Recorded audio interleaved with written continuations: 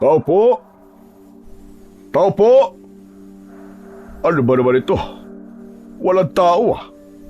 Nasaan na ba matandang yun? Saglit nga at masilip ang loob ng kubo nitong ising na to. Baka mamaya tulog lang pala yun. Bingi pa naman. Maingat na iniyakbang ni Kap Julio ang kanyang mga paa. Dahan-dahan siyang sumampa sa malaking batong nakatapat sa bukas na bintana ng silid. Ngunit laking gulat niya nang mamataan niya si Arthur, ang apo ni Apong Ising, na abala sa pakikipaglampungan sa isang babae. Sa labis na pagkabigla, muntik nang mahulog si Kap Julio mula sa batong kanyang tinutungtungan. Ngunit agad niyang naalalayan ang sarili sa pagkakahawak sa bintana, dahilan upang magulat at mabulabog ang dalawa. Uy! Anak ng! Bakit nandiyan po kayo? Bakit po kayo naninilip, Kapulyo? Diyos kong mga bata kayo. At saka anong nanililip at pinagsasasabi mo? Hinahanap ko si Ising. Alam ba ito ng lolo mo ha? Na nag-uuwi ka ng babae sa inyo? Kapulyo naman oh. Ano po ba kasing ginagawa niyo riyan? Panira kayo eh. Umalis na nga po kayo riyan. At nang maipagpatuloy na po namin ang naudlot naming ginagawa. Sus Mariosep ka bata ka. Maghulos dili nga kayo. Kay pupusok ninyo. Kapag ito nalaman ni Ising, sigurado kong dila mo lang ang walang latay, Arthur. Kapag nalaman po to ni Lolo, sigurado po ako na kayo ang nagsumbong sa kanya. Wala na akong ibang sisisihin pa. Ikaw lang naman ang nakakita sa amin eh. Kaya nga itigil nyo na yung kakatihan ninyo na yan. O ikaw babae, tumayo ka na riyan bago pa dumating ang lolo nitong lokong batang ito. Magkaroon ka naman ng delikadesa sa katawan mo.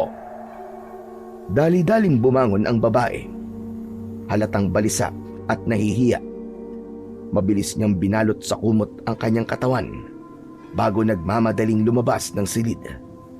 Iwas na iwas ang tingin niya kay Kap Julio. Ano ba naman yan? Sana isinarado nyo na lang ang bintana. Tarantado ka talaga bata ka, no? Ayaw mo talaga magpapigil.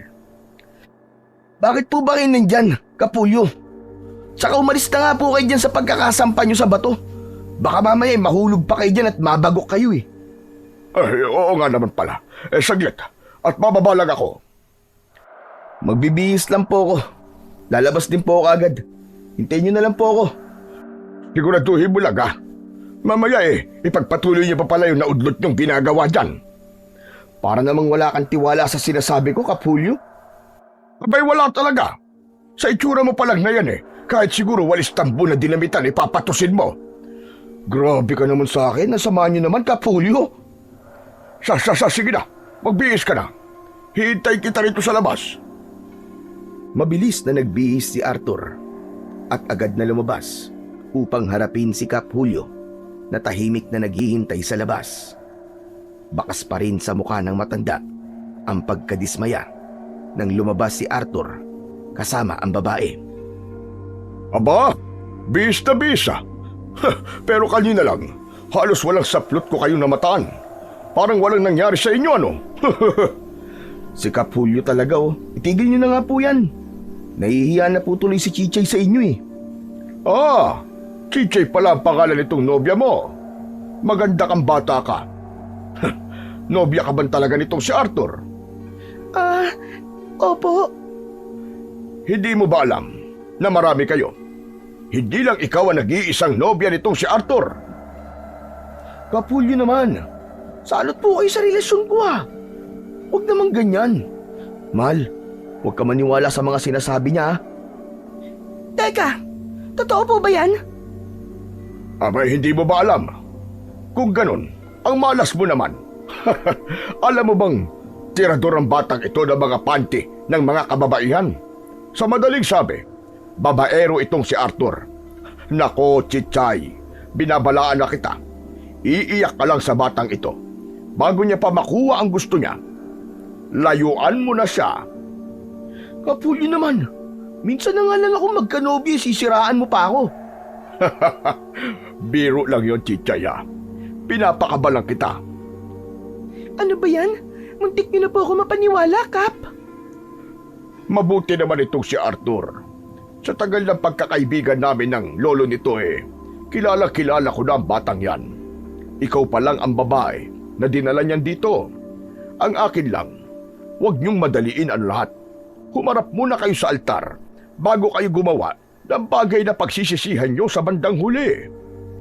Ito tatandaan niyo na kapag magkabiyak na kayo at may hahandog niyo na sa isa't isa ang sarili niyo ng buo, walang kasing saya yun. Yan. Yan ang gusto ko kay Kap Julio. May aral na ibinibigay. Kap, salamat po ah. Kaya umayos ka, Arthur, ha? Kung ayaw mong mabatukan ka namin ng lolo mo. Pasensya na po talaga. Nadala lang po kami ni Arthur sa bugso po ng damdamin. Hindi na po mauulit. Abay, dapat lang. Kayong mga bata kayo, dapat ginagabayan pa kayo Nasa tamang edad na po ako, Kap Julio. 20 anyos na po ako at hindi na po bata. Sa katunayan, kaya ko na nga pong makagawa ng bata Hindi ba, Chichay? Humarap si Arthur sa nobya niyang ngayoy namumula at hindi makatingin ng diretsyo. Halatang nahihiya sa pinagsasasabi ni Arthur. Kayong dalawa, harap-harapan pa talaga kayo kung maglandian ano? Naiinggit lang po kayo dahil tumanda po kayo ng mag-isa. Aba, matabil ang dila ng batang to Simula pagkabata, nakagisna na ni Arthur, si Kap Julio, ang matalik na kaibigan ng kanyang lolo na si Apo Ising. Isang kilalang manggagamot sa kanilang bayan. Madalas niyang makita ang dalawa noon na magkasamang naglalakad patungo sa kabundukan upang mangolekta ng mga halamang gamot o tumulong sa mga may sakit sa kanilang baryo.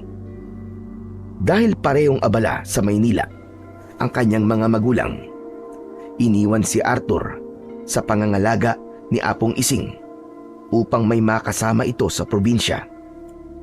Sa piling ng kanyang lolo at ni Kap Julio.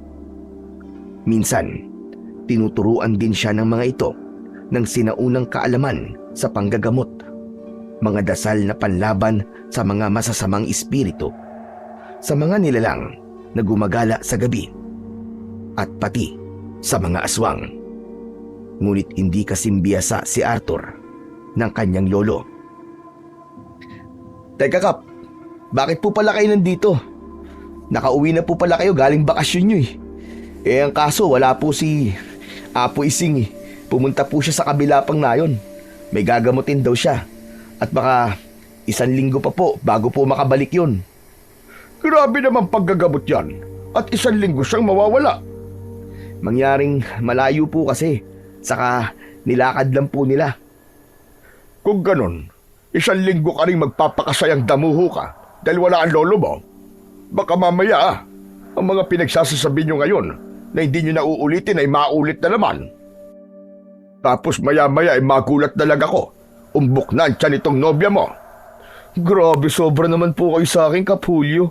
Akala nyo naman ganun ako kabagsik.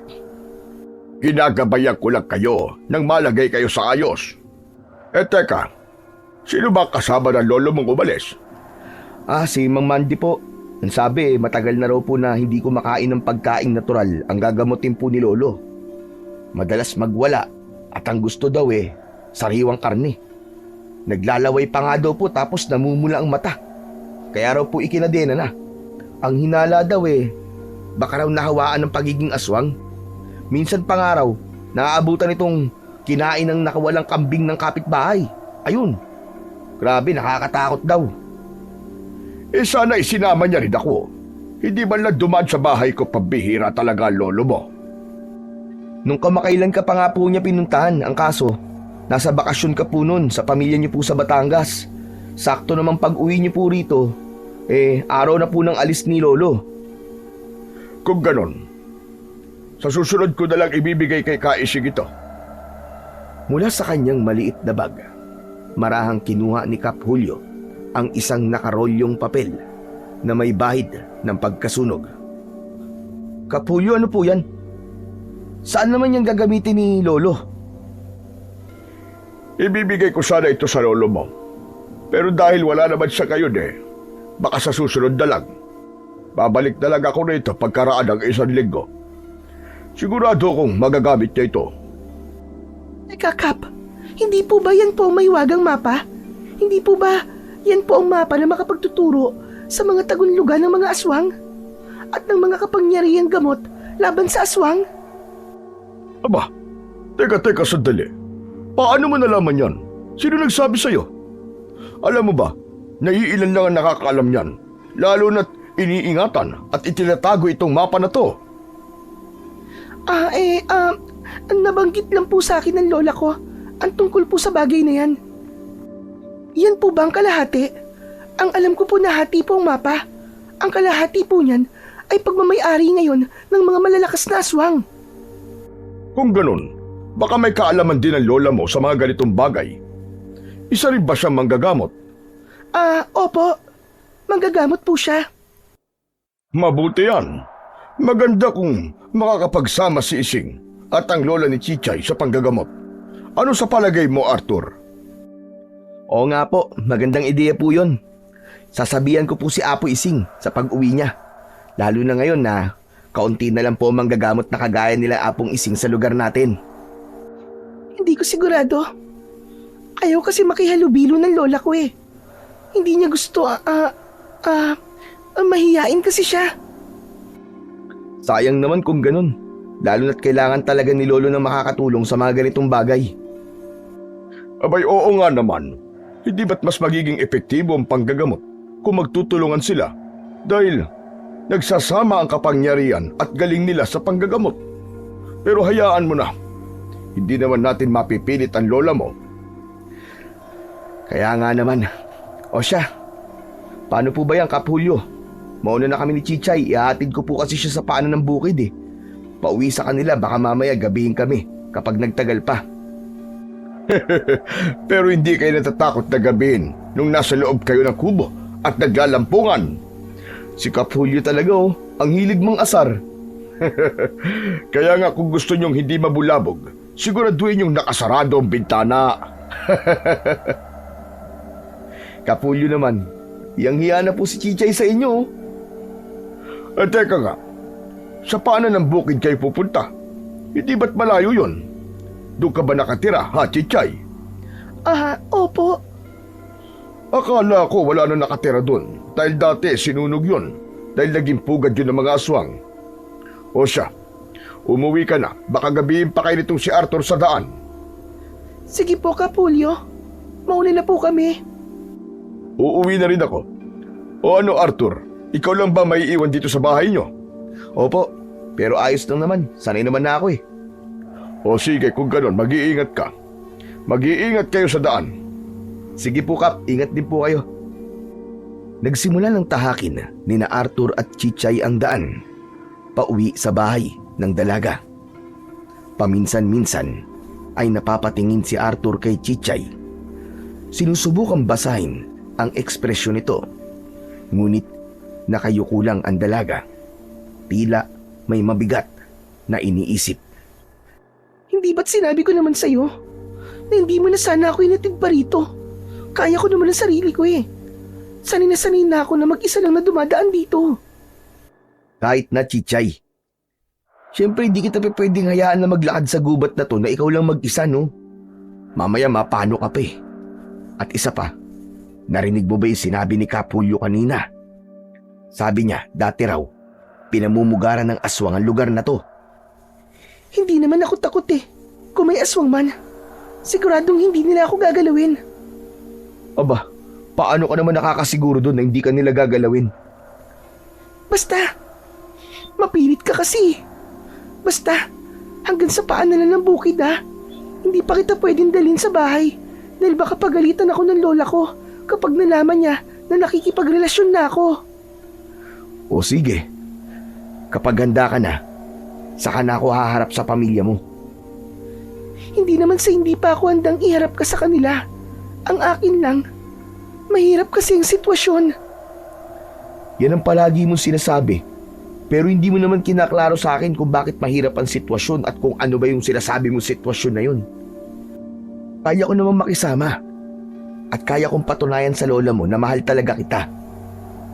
Huwag ka na nga masyadong magmadali, Arthur. Hinay-hinay lang. Hindi na kasi ako makapaghintay na mapasakin ka na talaga eh. Si Lolo, ayos lang sa kanya na magpakasal na ako. Sigurado ako dyan. Pamilya mo na lang ang problema. Kailan mo ba kasi ako ipapakilala sa kanila? Eh ako nga, hindi pa naman talaga kilala ng lolo mo. Kaya, huwag ka munang atat, okay?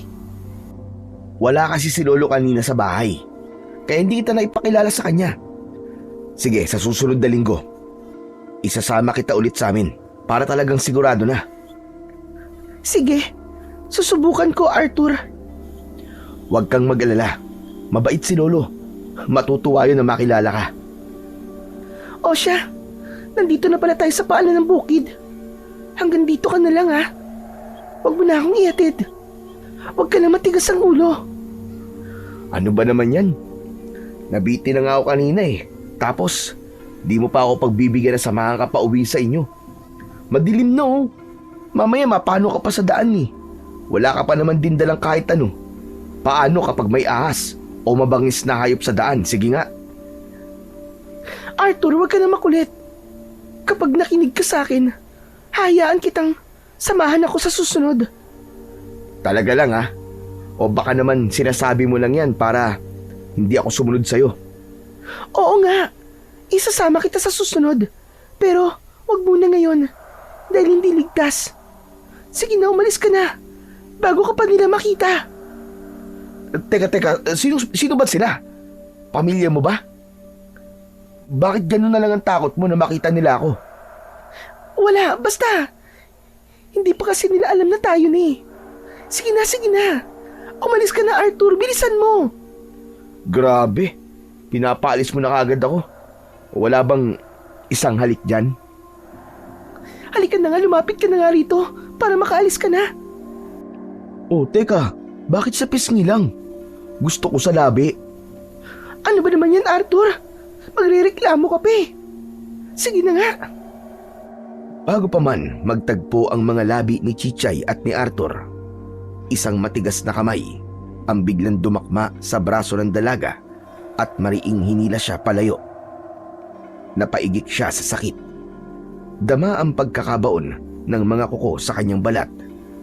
Nagulat si Arthur at agad na napalingon.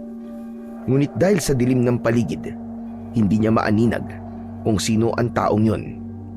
Balot na balot ito ng makapal na balabal at tanging ang galit na mga mata lamang ang kanyang nasilayan.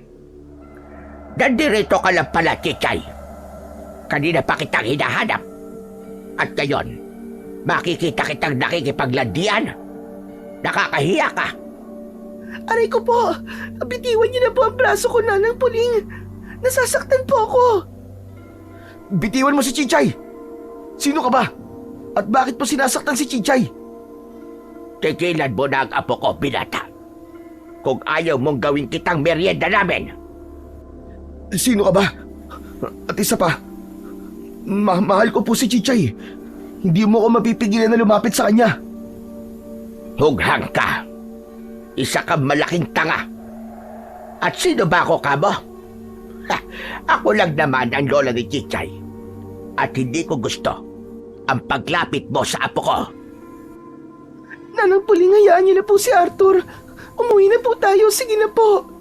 Arthur, umuwi ka na, sige na. Bilisan mo na, umalis ka na rito. Pagbibigyan kita ngayon. Pero sa oras na makita ko kayo ulit na magkasama, hindi ko alam kung anong magagawa ko sa binatang yan. Arthur, umuwi ka na sa inyo, sige na. Bago ka pa maabutan ng mga kasama ni Nanang Puling, bilisan mo. Pero, Wala lang pero. Sige na. Pwede ba sundin mo na lang ako? sige. Mauuna na po ako. Mag-iingat ka, Arthur. Tinanaw na lamang ni Chichay ang nobyong nagmamadaling lumayo, habang siya naman ay mahigpit pa ring hawak ni Nanang Puling na walang tigil sa mariing pagkakahawak nito sa kanyang braso.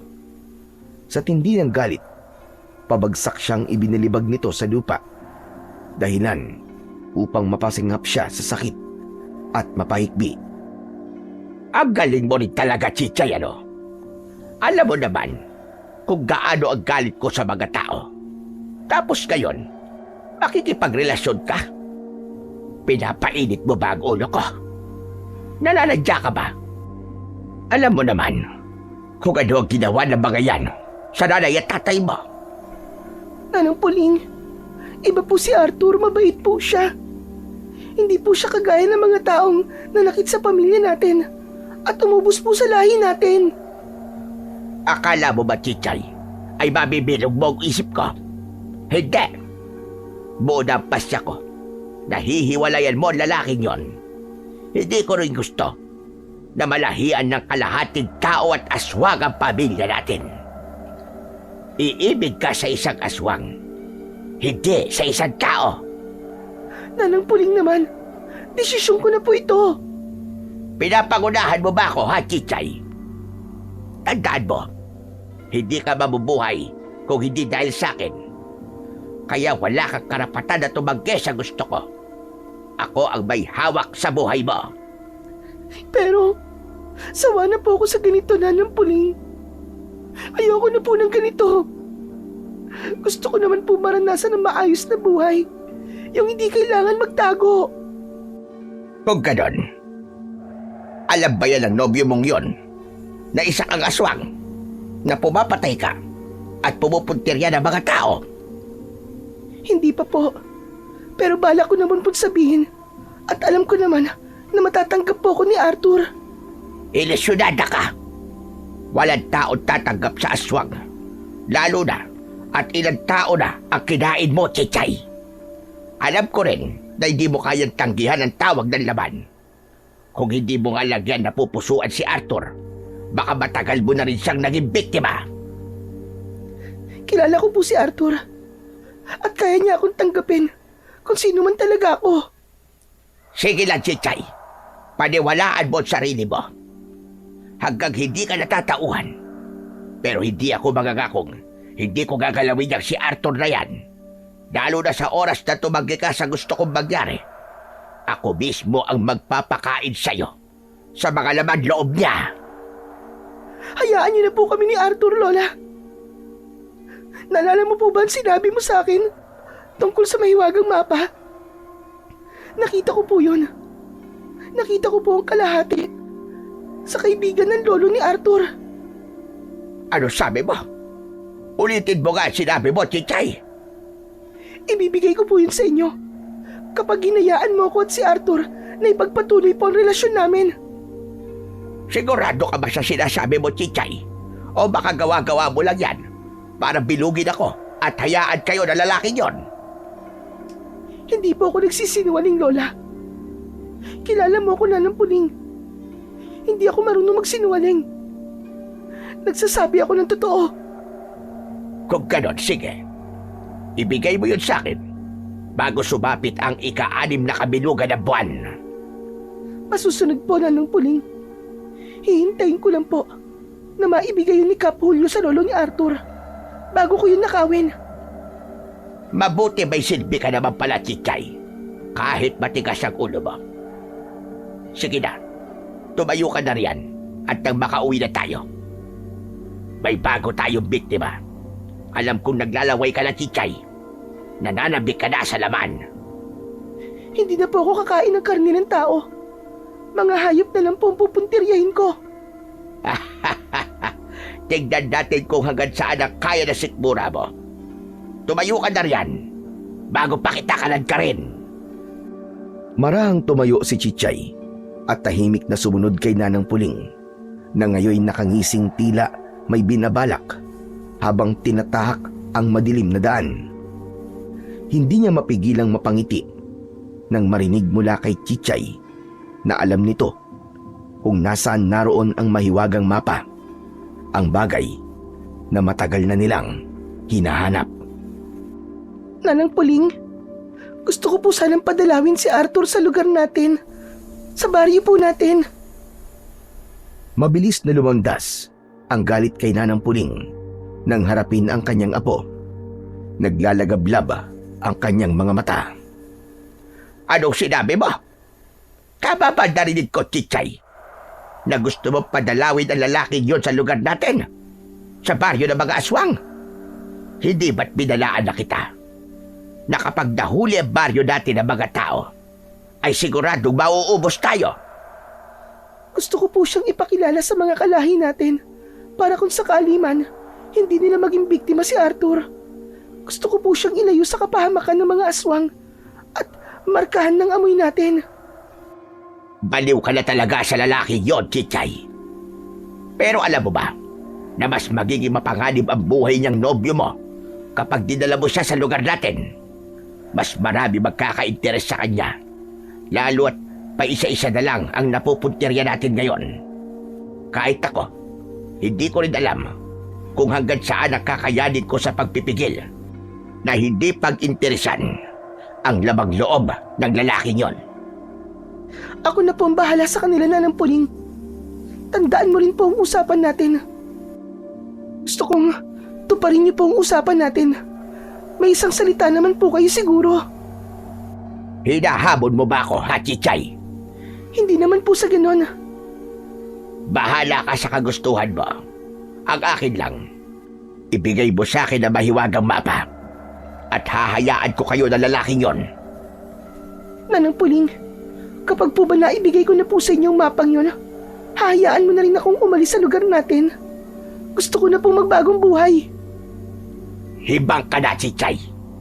Akala mo ba madaling magbago? Ayusin mo yung pag-iisip mo. Kung ayaw mong iuntog kita at magising ka sa katotohanan. At hindi ako mabilis nagpapakawala ng mga kalahi ko. Ang aking nasasakupan ay akin. Masaya po ko tuwing kasama ko si Arthur. Pero sa ginagawa po natin, hindi ko na kaya. Gaya niyo man po akong aswang. Pero hindi ko na po masikmura na kumakain po tayo ng tao. Hindi masikmura.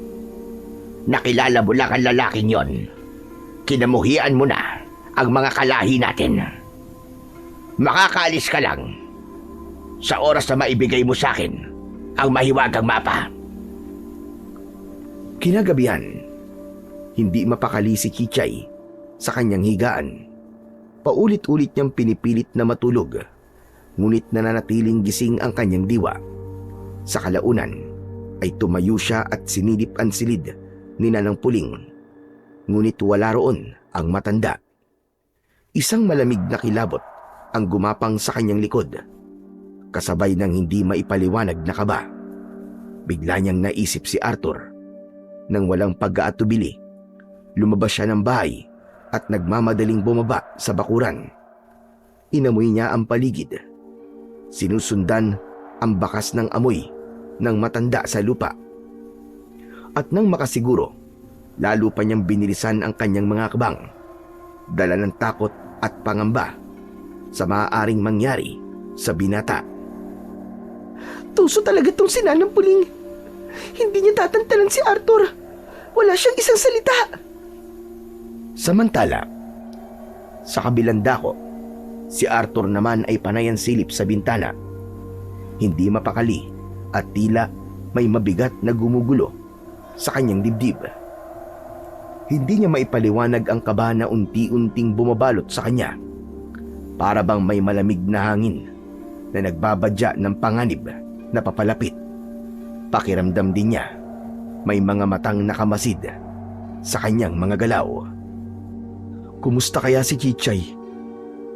Baka sinaktan siya ng matandang mina. Nakakainis naman kasi. Gusto niya akong pauwiin kagad. Hindi man lang ako hinayaan na ipagtanggol siya. Napabuntong hininga na lamang si Arthur habang nakatanaw sa labas ng bahay. Madilim ang paligid at tanging ang liwanag lamang ng buwan ang nagbibigay liwanag sa katahimikan ng gabi. Hindi niya maiwasang mapansin ang kakaibang ingay ng mga aso. Panay ang alulong. Tila may nararamdamang presensyang hindi pangkaraniwan. Ay nako, matulog ka na nga, Arthur. Tinatakot mo lang ang sarili mo eh. Akmang isasara na ni Arthur ang bintana nang bigla niyang maramdaman ang malamig at magaspang na kamay na dumampi sa kanyang palapulsuhan. Napapitlag siya at halos hindi makagalaw nang ang mahahabang kuko ay bumaon sa kanyang balat. Nanlumo sa takot si Arthur nang makita sa labas ng bintana ang nakasampang isang nilalang. Itim na itim ang balat, nababalot ng makapal na balahibo at nagliliyab sa pulang liwanag ang mga mata. Sa bawat paghinga nito ay may kasamang mahinang ugong at masangsang na amoy. Kumintab rin ang mahahabang pangid na mas lalong nagpakaba sa kanya. Nasasabi ka ko sa iyong laman. Matagal na rin ako hindi nakakatikim ng binata. Aswang! Aswang, tulong! Tulungan niyo ako, mga kapitbahay! Gumising kayo, tulong! May aswang! Walang makakarinig sa'yo. Wala nang makakatulong. Ginamit ko na ang aking kapangyarihang pangikil. Isang sumpang kayang pahintuin ang sino maggagalaw laban sa akin. Nasa ilalim na sila ngayon ng aking puwersa.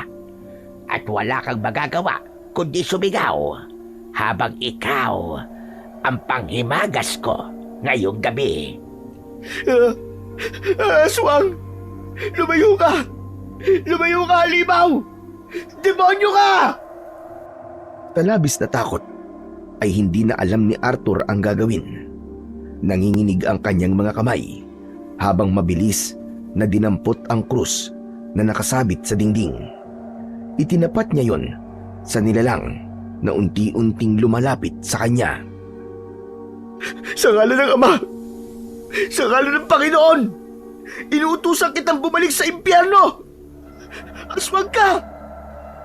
Tawagin mo na ang lahat ng santong kilala mo. Ngunit wala ka ng kawala. Ang dasal mo ay ikaw lang ang makakarinig. Ganun? Akala mo ba? Natatakot ako sa'yo! Hindi ako natatakot sa'yo! Hindi mo ako maloloko. Tunay kang natatakot. Naaamoy ko yun sa'yo. Isa kang duwag. Lumundag ang aswang patungo sa higaan ni Arthur. Kasabay na umalingaw-ngaw ang malakas na kalabog. Napaatras si Arthur sa matinding takot hanggang sa mapasalampak siya sa sahig. Nanginginig man, mabilis siyang gumapang at nagsumiksik sa sulok ng silid. Niyakap niya ang krus sa kanyang dibdib habang pinagmamasdan ang nilalang na dahan-dahang lumalapit sa kanyang direksyon.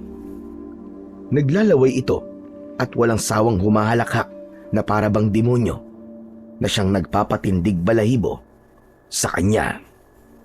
Uubusin ko kayong lahat. Wala akong ititira ni isa sa inyo. Kung kaya mo, matapang ka lang naman kasi may kapangyarihan ka. Pero kung wala kang kapangyarihan, siguro, bahag rin ang buntot mo. Anong sinabi mo? Ang sabi ko, isa kang malaking salot sa mundo. Kayong mga aswang kayo. Sana maubos na kayo, mga demonyo kayo. Naririndi na ako sa boses mong pinata ka. Dapat ka nang patahimikin. Itinaas ng aswang ang mahahaba nitong kuko. Kumikislap yon sa liwanag ng buwan habang handa ng butasin ang dibdib ni Arthur. Ngunit bago pa man ito makakilos, isang malakas na dagundong ang umalingaw-ngaw. Kasabay nito ang pagkasira ng takip ng bintana na gawa sa pawid. Isa pang nilalang ang bigla na lamang lumusot sa saradong bintana dahilan ng pagkasira nito. Napasinghap si Arthur nang makita na isa rin itong aswang. Mabilis nitong hinila ang aswang na gustong lumapa kay Arthur palabas ng bahay. At sa isang iglap, nagbanggaan ang mga ito sa labas ng bahay. Umalingaw-ngaw ang kanilang mga alulong habang naglalaban. Matinis sa pandinig ni Arthur ang mga kalabog ng matitinding suntok at kagat ng dalawang aswang mula sa kanilang labanan. Nagtataka siya kung bakit naglalaban ang mga ito, gayong pareho lang naman silang aswang. Hindi tuloy alam ni Arthur kung tinutulungan ba siya ng bagong dating na aswang o isa lamang itong panibagong panganib. Nanginginig pa rin siya sa takot at halos hindi makapaniwala sa nagaganap ng mga sandaling yon. Dali-dali niyang kinuha ang itak na nakatago sa ilalim ng kama. Ang itak na minsang ibinigay sa kanya ng kanyang lolong si Apong Ising, na may kakayahang magpahina sa mga nilalang ng dilim dahil sa taglay nitong dasal mula sa sinaunang tagapagmana nito. Noon niya lamang napagtanto na sa gabing yun, magagamit na niya ito. Mga aswang kayo! Magsialis kayo sa lugar namin! Mga walang hiya kayo! Bumalik kayo sa impyernong pinanggalingan ninyo! Dali-daling lumabas si Arthur sa wasak na bintana. Habol ang hininga at puno ng takot ang dibdib nang makita niya na nakatalikod at abala sa paglalaban ang dalawang aswang. Walang pag-aalinlangan niyang itinaas ang itak at buong lakas na itinaga ito sa likod ng aswang na gusto sanang lumapa sa kanya. Napasigaw ang aswang sa sakit. Ang tinig nito ay umalingaw-ngaw sa paligid na para bang kulog. Walang hiya ka! Kapag nahuli kita, sisiguraduhin kong magkakalasog-lasog ang buto mo! Nanlaki ang mga mata ni Arthur nang bumaling sa kanya ang aswang na mabilis na umatake. Ngunit bago pa man makakilos, mabilis na sumulpot at pumigil sa kanya ang isa pang aswang, at yun ay si Chichay. Nagalit din. Nalaman ni Chichay na patungo si Nanang Puling sa direksyon ni Arthur. Sinundan niya ito matapos maamoy ang mga bakas ng paa at halimuyak ng dugo ng binata. Tumigil ka! Dapat sa akin ka umanib at hindi sa taong ito! Hindi! Poprotektahan ko siya! Ako ang makakalaban mo sa oras na saktan mo siya! Wala kang isang salita! Hindi ba nangako ka na sa akin? Nangako! Hindi! Wala akong panghahawakan salita. Kaya kong hanapin ang banal na papa ng ako lang na hindi ka na kailangan pang inutil ka. Teka, ano itong... Aray! Leche! Anong ginawa mo sa akin? Anong ginawa mo sa likod ko? Yan ang bagay sa'yo, loko ka! Demonyo ka! Akala mo ba? Normal lang na itak ang itinaga ko sa likod mo. Isa tong banal na itak! Sige, sa ngayon, tatanggapin ko ito bilang isang pagkatalo. Pero tandaan mo, babalik pa ako! Babalik ako! Mabilis na tumalon-talon ang aswang palayo. Iniinda ang sugat sa likod na patuloy na tumatagas ang malapot at maitim na likido. Samantala, humarap si Chichay kay Arthur. Dahan-dahan siyang lumapit. Mabigat ang kanyang bawat takbang. Si Arthur naman hindi mapakali. Hindi niya alam kung dapat ba siyang tumakbo. Hindi niya namumukaan si Chichay dahil sa kakaibang anyo nito. Ikaw, anong pakay mo sa akin, aswang ka? Lumayo ka sa akin bago pa kita mataga! Hindi sumagot si Chichay at tanging iling lamang ang ginawa. Kung wala kang pakay, bakit nandito ka? Sinabi ko sa'yo, huwag ka lalapit sa akin. Kung ayaw mong igaya kita sa isang aswang na yon, lumayo ka! Nagpatuloy lamang sa mabagal na paglakad ang aswang na si Chichay habang nakatitig kay Arthur. Nang makalapit, marahan niyang hinaplos ang mukha nito gamit ang mahahaba niyang kuko. Bago pa man makapagsalita si Arthur, bigla na lang itong tumalikod at nagmamadaling tumalon palayo. Tarantadong aswang yun ah! Para bang Gusto pa yata ako. Pinagnanasaan ba naman ako? Pero, kung sa bagay, sino ba namang makakatanggi sa alindog ko, di ba? Ang hirap talaga maging gwapo. Makapasok na nga lang ulit sa loob ng bahay. Baka mamaya, bumalik pa yung mga pangit na aswang na yun eh. Buong gabi, halos hindi makatulog si Arthur. Paulit-ulit niyang iniikot ang tingin sa paligid. Bawat kaluskos at huni ng kuliglig ay nagdadala sa kanya ng kaba. Takot siyang baka bumalik ang mga aswang at muli siyang gawing puntirya.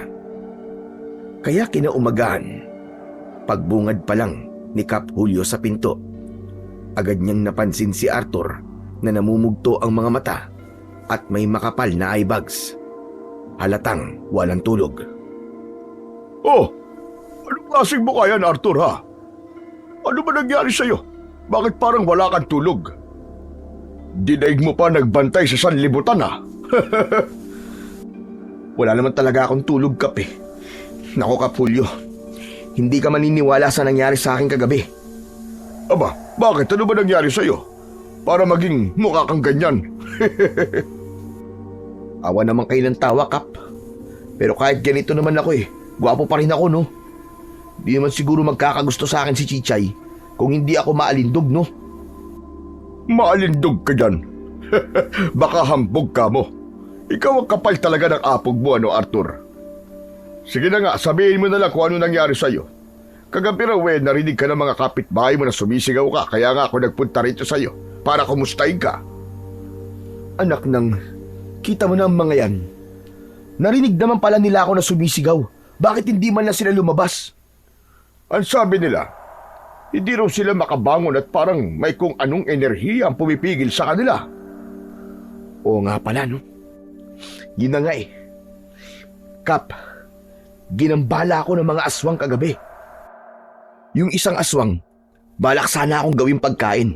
Buti na lang, dumating ang isa pang aswang na mukhang natipuhan ako, Kap.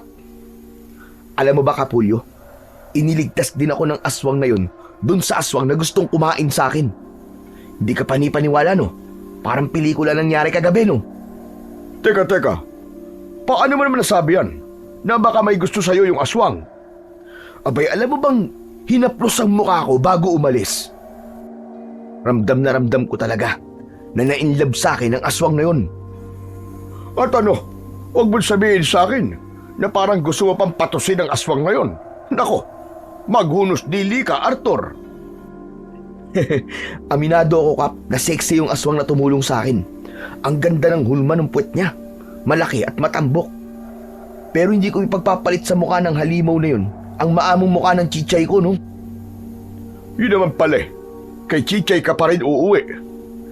Ang kaso, Kap, Oh, bakit? Parang nalungkot ka bigla. mukhang ayaw sa akin ng pamilya ni Chichay eh.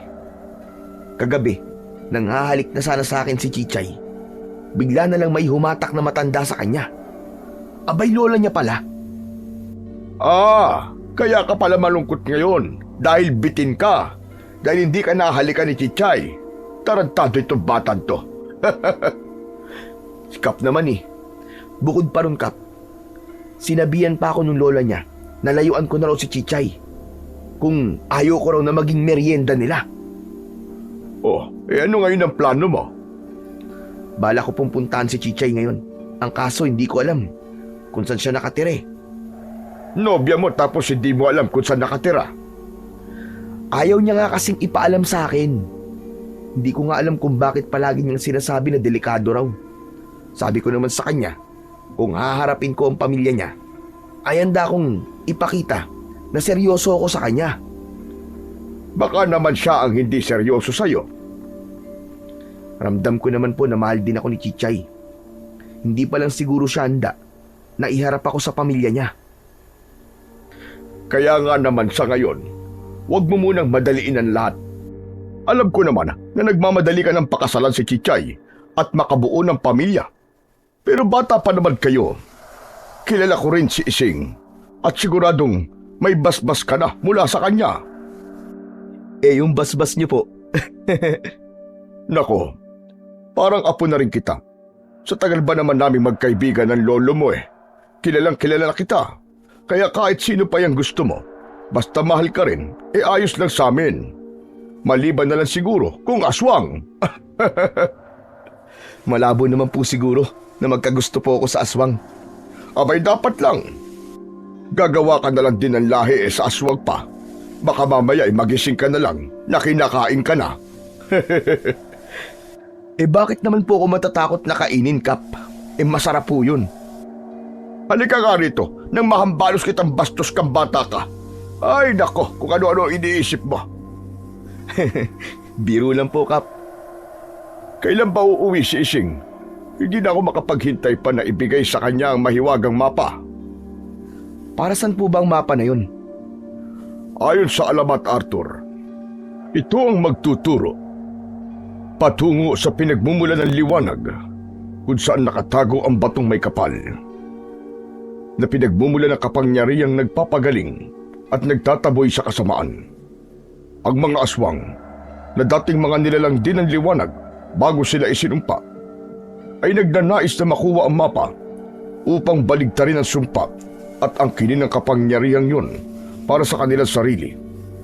Kapag napasa kamay nila ito, maaari nilang baluktutin ang kapangyarihan ng liwanag at gawing itim na mahika upang mas maging makapangyarihan at hindi mapatay ng tao o ng mga manananggol. Dahil dito, itinagong mabuti ng mga manggagamot ang mahiwagang mapa.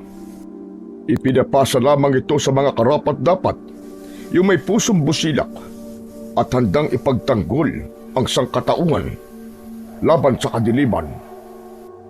Sana sa susunod na araw makauwi na po si Apo Ising para malaman niya na ang tungkol dito. Kaya nga sabik na ako sa kaibigan kong yon. Siya nga pala, Arthur, maiwan na kita. Ikaw nang bahala rito. Kaya mo ba mamayang gabi na ikaw lang mag-isa? Hindi ka ba natatakot na muling bumalik ang mga aswang na yon? Hindi na po ako natatakot kung babalik man sila. Lalabanan ko po sila. Tama yan. Isang matapang na manggagamot si Apo Ising. Kaya dapat matapang ka rin. Kung bumalik man po mga yon, nakahanda po akong harapin sila. Tama yan, Arthur. Huwag kang papakain sa takot mo. O siya, paano ba yan? Aalis na ako. Binisita lang kita saglit at ako'y pupunta pa ng bayan para bumili ng gamot ko sa tuhod. Sige po, Kap. Mag-iingat po kayo. Salamat po sa pagbisita. Ayusin mo na rin ang nasirang bintana mo nang hindi ka na muling pasukin pa ng mga aswang. Opo, aayusin ko po. Pagkaalis ni Kap Julio, sandaling nag-almusal si Arthur bago nagpasyang tumungo sa paanan ng bukid. Doon siya nagpalipas ng maghapon. Nakaupo siya sa lilim ng punong mangga. Tahimik na nakatanaw sa masukal na daan patungo sa bahay ni Chichay. Umaasa siyang muling masisilayan ang dalaga. Ngunit habang lumilipas ang oras, walang Chichay ang dumating. Unti-unting napawi ang kanyang pag-asa. Sa huli ay napapikit na siya dahil sa sobrang pagod. Hindi niya namalayan na siya ay nakatulog na. Nagising si Arthur sa malakas na ingay sa paligid. Tila kalansing ng mga kaldero at kawali na pinupukpok ng sabay-sabay. Mabigat ang kanyang ulo at para bang umiikot ang paligid. Dahan-dahan niyang iminulat ang mga mata. Pilit inaaninag ang paligid sa mahinang liwanag. Laking gulat niya nang mapagtantong nasa isang silid siya na hindi pamilyar. Gawa ito sa kawayan at ang malamig na sahig ay nagsisilbing higaan niya. Sa isang sulok, mahinang kumikislap ang ilaw ng lampara. Teka, nasan ako? Bakit hindi pamilyar sa akin ang lugar na to? Maya-maya pa ay bumukas ang pinto at iniluwa nito si Chichay. Chichay?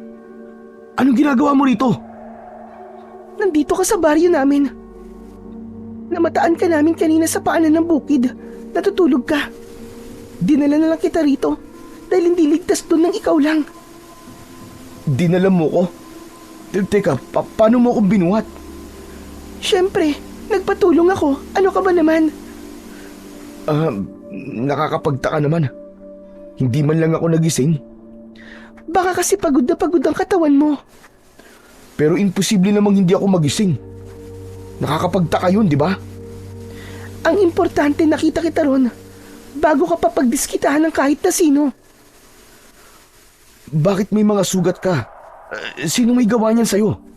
At isa pa, bakit parang ang ingay?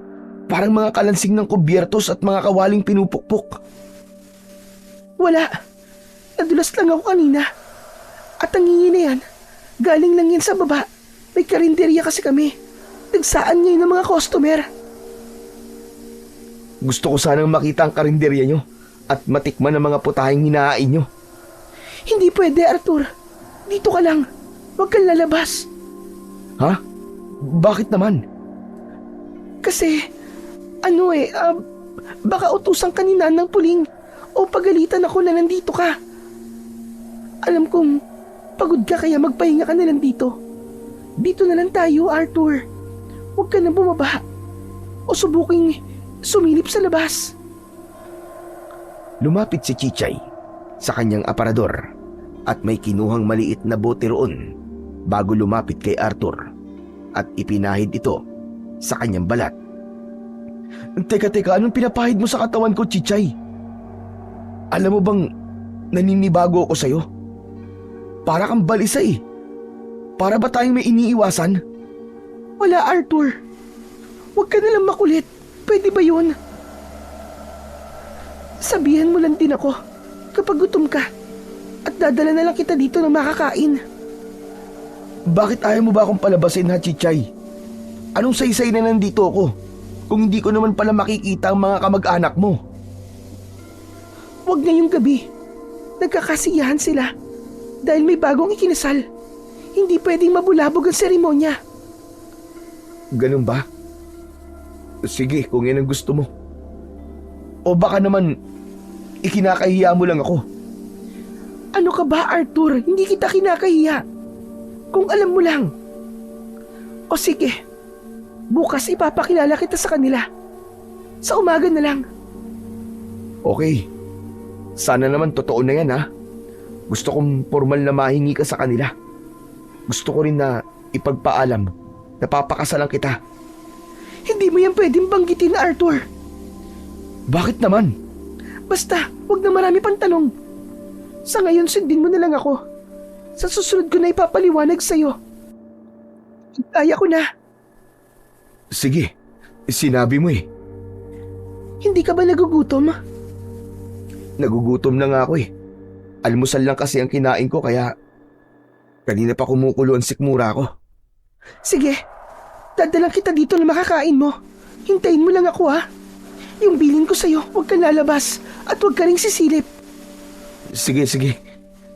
Babalik din kaagad ako. Tumango na lamang si Arthur sa kanyang nobya. Bagamat hindi pa rin mapakali ang kanyang isipan. Bakit nga ba ayaw ni Chichay na ipakilala siya sa mga kamag-anak nito ngayong gabi? Lalong lumalim ang kanyang pagdududa, lalo na't hindi mawala sa isip niya ang mga sugat sa katawan ng dalaga. Malalalim, mahahaba, at tila hindi gawa ng pangkaraniwang aksidente lang. Tumayo siya at marahang lumapit sa maliit na siwang ng dingding. Sinilip niya sa labas. Madilim ang paligid at tanging liwanag ng apoy mula sa mga sulo ang nagsisilbing ilaw sa baryo. Walang kuryente at tila napakalayo talaga sa kabiasnan. Pero sa kabila ng dilim, naaaninag niya ang mga tao sa labas na nagkakasiyahan at nagtatawanan. Kumakain sa mahabang lamesa. Hindi niya alam kung ano ang nasa pinggan, pero may kakaibang pakiramdam siya. Biglang nakarinig si Arthur ng mga yabag papalapit sa silid. Dali-dali siyang umurong at bumalik sa kanyang pwesto. Pinilit itago ang kaba. Ilang sandali pa, bumukas ang pinto at pumasok si Chichay. May dalang mangkok ng kanin at pinakulo ang okra. Akala ko ba may kasal? Bakit walang karne? At isa pa, di ba, sabi mo may karinderya kayo? Huwag ka na magreklamo. Di hamak na mas masarap naman ang gulay kumpara sa karne. Tama ka nga naman. Chichay, nasan pala ang lola mo? Gusto ko lang humingi ng paumanhin sa kanya.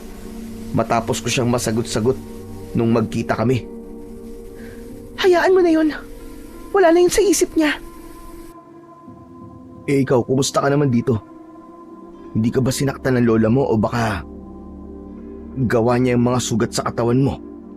Magsabi ka lang sa akin at kukunin kita sa kanila. Hindi nga sabi. At isa pa, maayos ako dito. Ikaw, kumusta ka dun sa inyo? Nako, alam mo ba nung isang araw, muntik na ako maging hapunan ng aswang.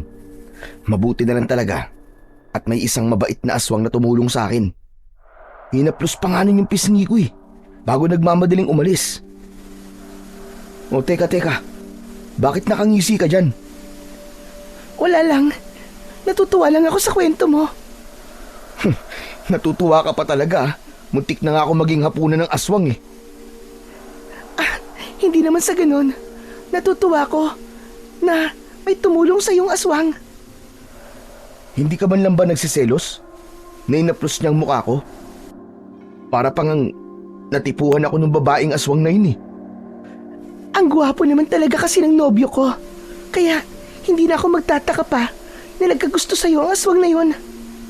Binubola mo yata ako Hindi Sinasabi ko lang sa iyo ang totoo. O siya, akin na ang kinainan mo at ako na magdadala niya sa baba. Magpahinga ka na lang dito. O sige, bumalik ka kagad Nabuburyong ako dito Sige, dadalhin ko lang to sa baba at babalik din kagad ako.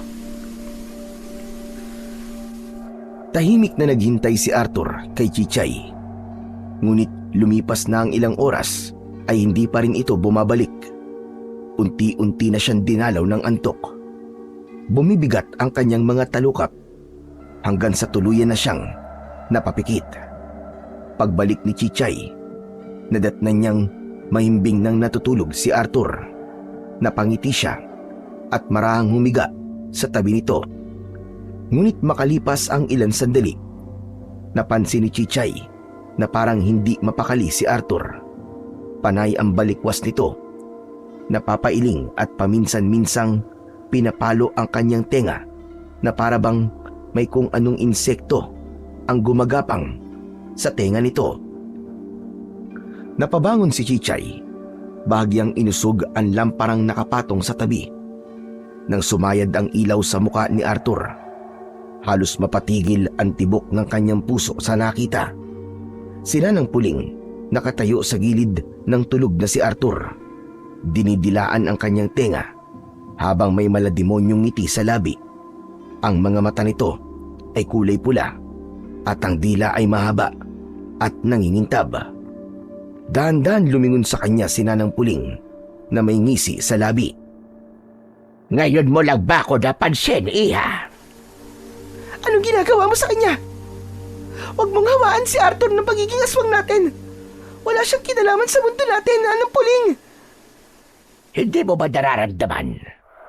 Ang dugo mo, unti-unti lang nagigising. Hindi mo na kayang itago ang totoo mong pagkatao. Sa oras na malaman ng lalaking ito na isa kang aswang, itatakwil ka rin niya. Tatalikuran ka rin niya. Kaya bago pa yun magyari, mabuti pang gawin na natin itong almusal. Hindi. Hindi ako tulad nyo. At hindi ako papayag sa kagustuhan mo. Hindi mo ba nararamdaman kung gaano katabi sa dugo niya?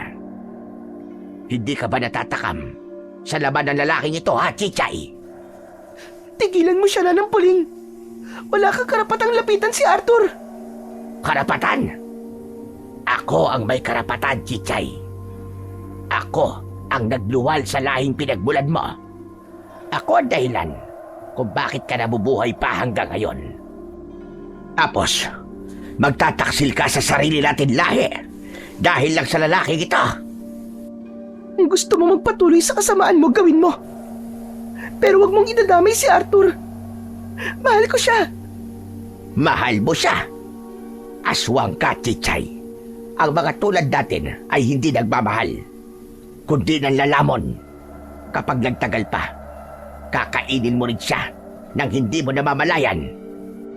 Di mangyayari yun. Lalaban ako sa sumpang to. Hindi ako kagaya mo. Subukan mong labanan ang sarili mong mga kadugo at makikita mo kung gaano kasakit ang kapalit. Pero tandaan mo ito, Iha. Darating ang gabi na ikaw mismo ang hihingi ng tulong sa akin. Sisiguraduhin kong ikaw na mismo ang unang titikim ng laman ng lalaking ito. Humalakhak si Nanang Puling bago tuluyang lumabas ng silid. Nanginginig ang kamay ni Chichay habang mabilis na lumapit kay Arthur.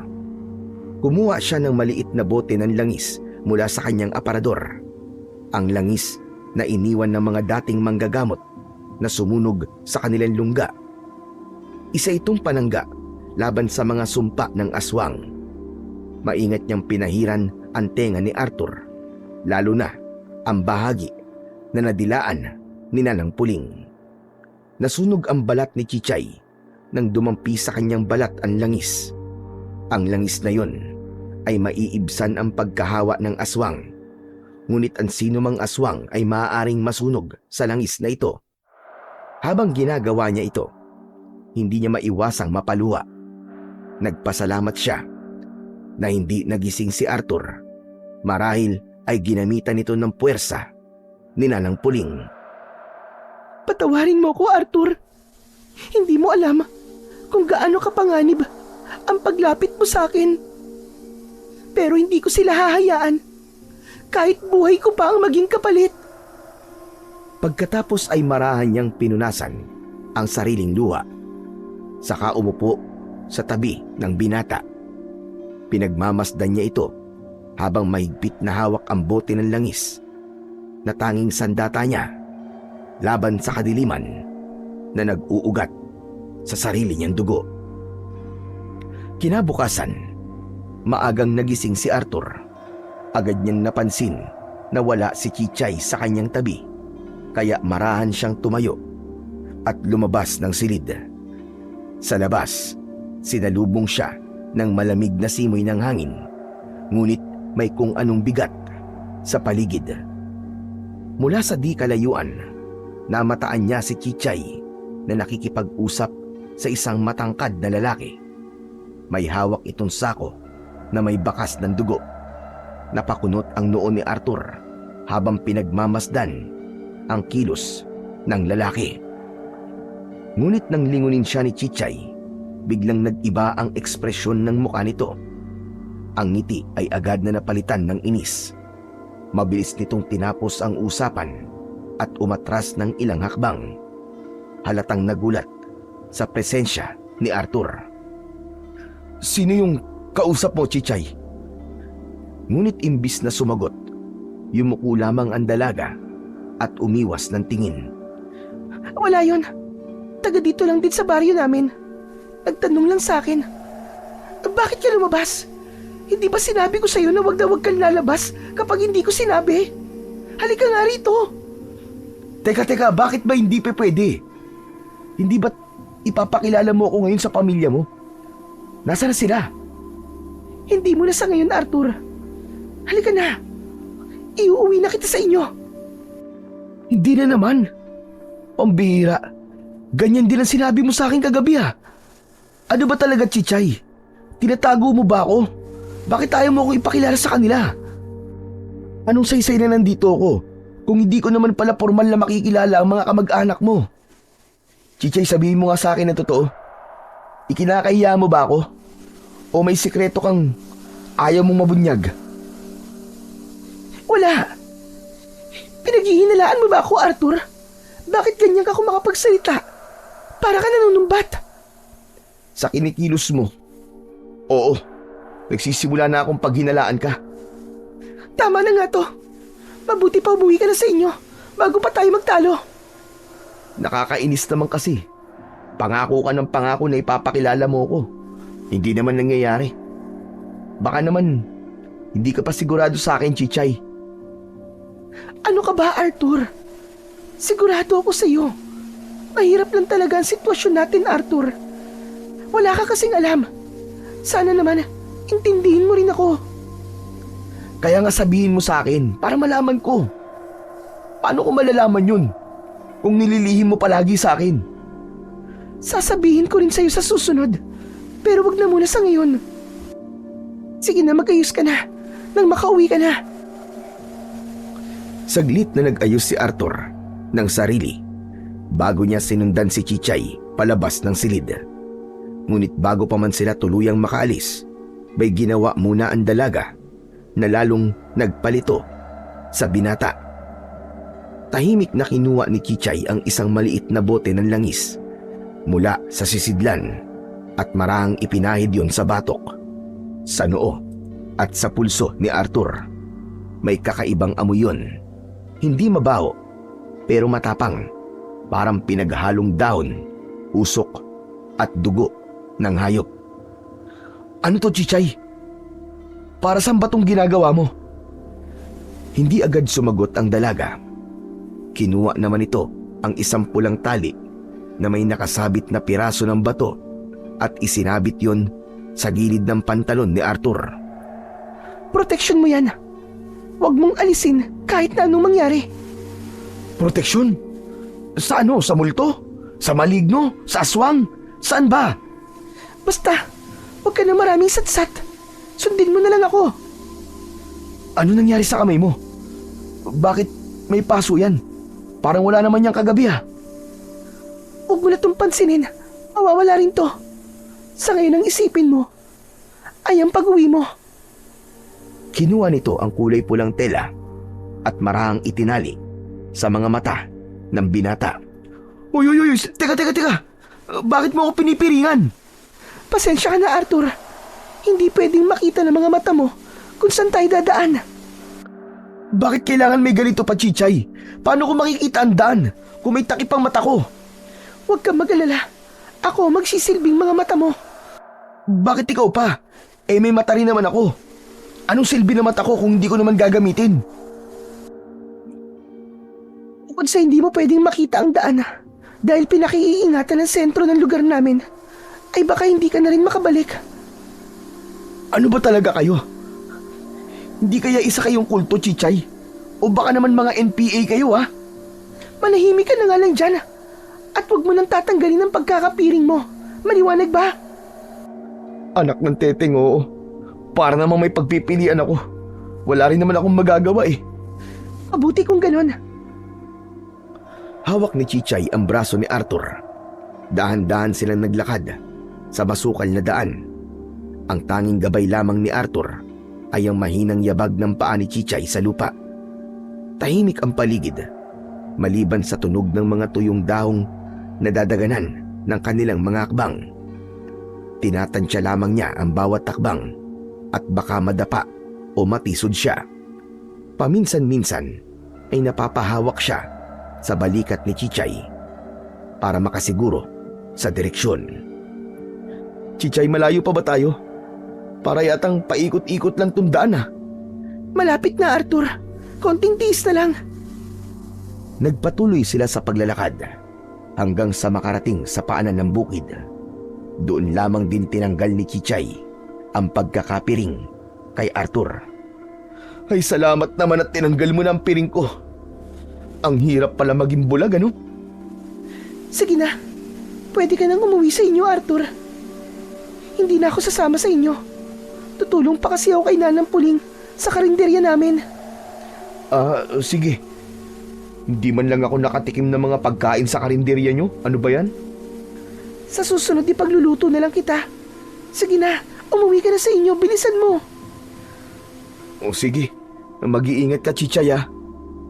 Lalo ka na, Arthur. Wag na wag mong aalisin sa katawan mo ang batong isinabit ko sa'yo. O sige.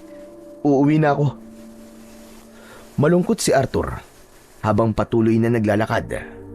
Hindi niya maiwasang makaramdam ng panghihinayang dahil hanggang ngayon ay hindi pa rin siya ipinapakilala sa pamilya ng dalaga.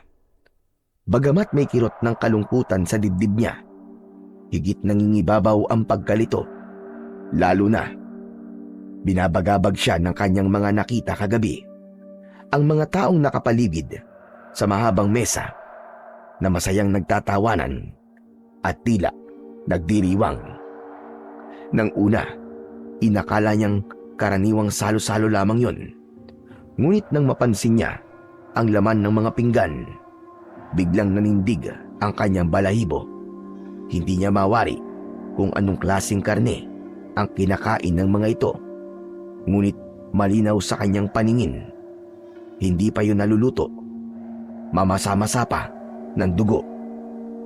Pinilit niyang alisin sa isip ang nakita. Ngunit tuwing mapapatingin siya kay Chichay, parang may bumubulong sa kanya na may bagay siyang dapat na matuklasan. Oh, mabuti naman at nakauwi ka na, apo ko. Nag-aalala ko sa'yo kagabi. Hindi ka na nakauwi. Apo Ising!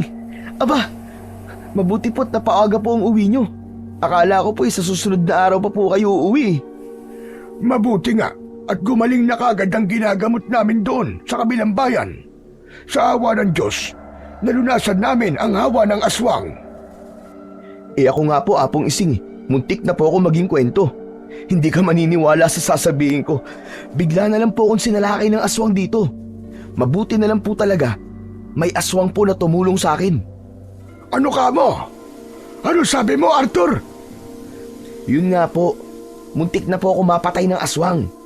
Laking pasasalamat ko na lang po at may isang aswang po dumating at iniligtas po ako.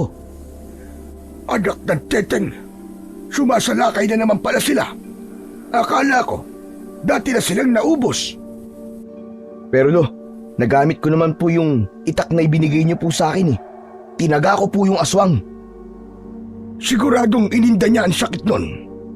Ngunit kung biyasa rin ito at may angking kapangyarihang itim, siguradong mabilis niya lamang mapapagaling ang kanyang sugat.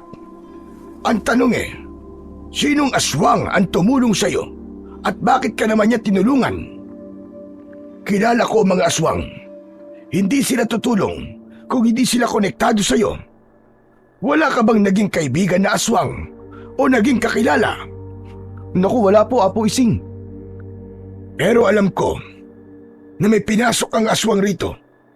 Inamoy ko ang higaan mo at naiwan ang bakas niya. Para bang nagtabi kayo dahil naghalo ang amoy ng tao at amoy ng aswang. Baka dahil nga po yun sa mga aswang na pumasok po dito sa bahay natin. Yung isa, lumundag po siya mismo sa higaan ko eh. Akala ko nga po katapusan ko na eh. Kung hindi pa po dumating yung isang aswang, baka patay na po ako ngayon. Pero hindi ko rin po alam kung tinulungan ba ako nun o gusto rin akong patayin. Di ko nga po alam kung bakit ako po ang pinupuntirya nila. Kahit ako, hindi ko rin alam kung bakit ikaw ang pakay nila. Huwag kang mag-alala, Apo, simula ngayon. Lalagyan ko ng batong harang na may orasyon at gamot ang palibot ng ating bahay nang sa ganon, hindi agad makakapasok ang hindi kagaya natin. Ay siya nga po pala, Apo Ising. Nagkita na po ba kayo ni Kapitan Julio? Hindi pa, pero bala kong puntahan siya mamayang gabi. Sasama po ako. Ayoko pong maiwan na mag-isa rito. Saan ka ba pumunta at hindi ka nakauwi kagabi? Hinintay ko po kasi si Chichay, Apo Ising, dun po sa paanan ng bukid. Yung nobya ko po. Nakatulog po ako sa paghihintay sa kanya nang magising po ako. Nasa loob na po ako ng silid niya. Ang nakapagtataka lang po, hindi ko man lang po namalayan na dinala niya ako ron. At nang umuwi na po kami, piniringan niya po ang mata ko. Ang sabi po niya, pinakaiingatan daw po nila ang lugar nila. Teka, paanan ng bukid? Hindi ba't matagal nang abandonado ang lugar na yon? Dating pinamumugaran ang lugar na yan ng mga aswang. Malabo naman po siguro na maging aswang si Chichay. Nakikihalubilo po siya sa tao at mabait po si Chichay. Hindi naman lahat ng aswang, Arthur, ay masama ang hangarin. May iba ring aswang ang may mabuting puso.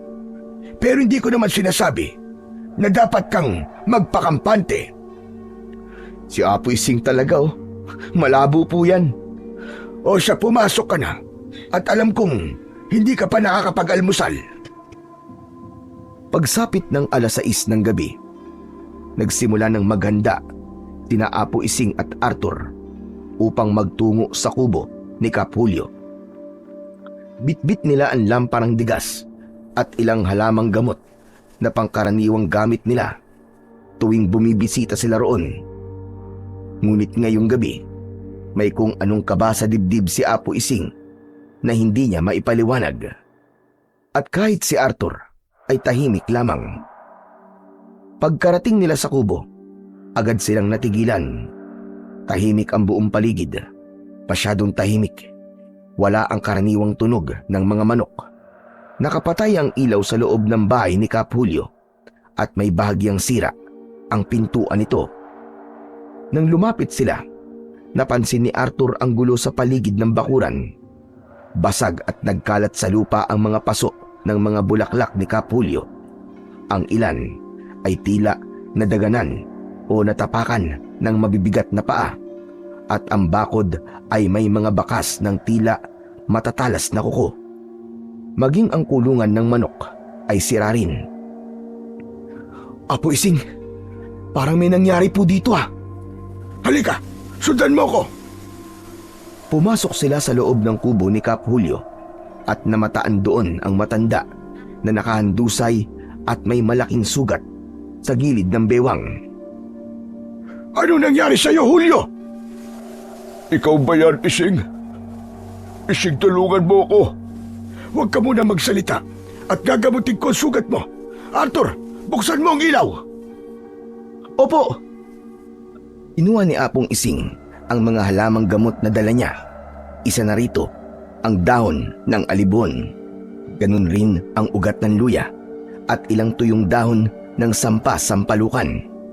Maingat niya itong pinagsama sa kanyang palad at marahang dinurog gamit ang kanyang hinlalaki habang pumikit at nagdasal ng taimtim.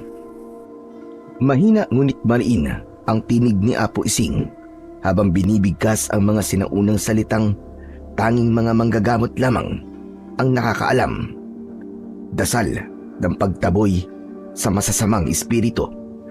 Panalangin ng liwanag laban sa dilim. Sa ngalan ng mga ninuno at tagapagbantay ng lupaing ito, tabunan ng liwanag ang bakas ng dilim at ang mga aninong nagkukubli sa gabi, itaboy pabalik sa kanilang pinagmulang lagim. Pagkatapos ng dasal, marahang ibinuga ni Apo Ising ang hangin sa mga dinurog na dahon at ikinalat ito sa paligid ng sugat ni Kap Julio. Maya-maya lamang, kumipot na ang sugat nito. Mabuti naman at nakarating ka, Ising. Kung hindi ka dumating, baka namatay na ako. Ano ba nangyari sa'yo? Sinugod ako ng aswang at hinahanap sa akin ng banal na mapa. Gusto niya kunin. Mabuti na lang at kahit papano ay may kakayahan akong itaboy siya. Nasa iyo ang kalahati ng banal na mapa. Oo, Ising. Inuwi ko na ito rito at gusto kong ibigay sa iyo bago pa ito makuha ng mga aswang. Mabuti naman at nasa iyo na yan. Bukas, simulan na natin ang paglalakbay sa tulong ng kalahating mapa. Matutulungan tayo nito na mahanap ang maiwagang lunas na bato. Huwag lang sanang maunahan tayo ng mga aswang dahil kapag nagkataon, baka baliktarin nila ang liwanag at balutin ito ng dilim. Huwag kang mag-alala dahil hindi natin ito ibibigay sa kanila kahit na anong mangyari. Salamat talaga at dumating kayo. Akala ko'y katapusan ko na eh. Tusong mga aswang. Hindi marunong lumaban ng patas. Magpahinga ka muna rito at gagawan ko ng harang itong kubo mo para hindi ka kagad mapasok ng mga aswang. Sige, Ising. Salamat. Tura po, tulungan mo ang Kap Julio mo na tumayo. Dalhin mo siya sa kwarto at samahan mo ko sa labas. Gagawa ko ng harang laban sa aswang. Sige po, Apo Ising. Matapos masiguro ni Arthur na maayos na ang kalagayan ni Kap Julio, agad siyang lumabas ng kubo upang tulungan ang kanyang lolo na si Apo Ising. Sa labas, Nadatnan niya ang matanda na abala sa paghahanda ng mga halamang gamot. May mga tangkay ng alibhon, saging at dahon ng bayabas na maingat nitong pinipili. Isa-isa yung nilapag ni Apo Ising sa ibabaw ng isang patag na bato. Sa kamarahang pinukpok gamit ang isang bilog na bato habang binibigkas ang mahinang orasyon sa ilalim ng kanyang hininga. Sa bawat tampas, kumakalat ang amoy ng sariwang daon at ang matapang na dagta.